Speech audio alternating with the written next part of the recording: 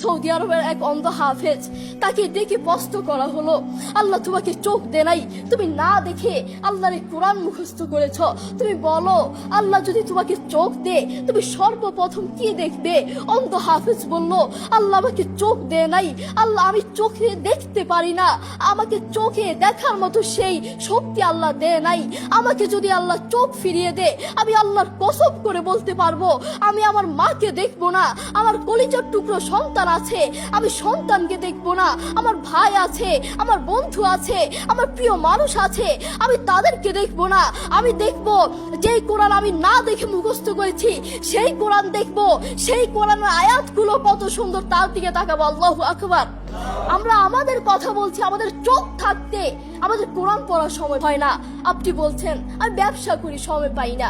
কোরআন কোত্থেকে পড়বো? ব্যবসা করি, কোরআন পড়ার সময় পাই না। আমি দোকান করি, দোকানে অনেক কাজ থাকে।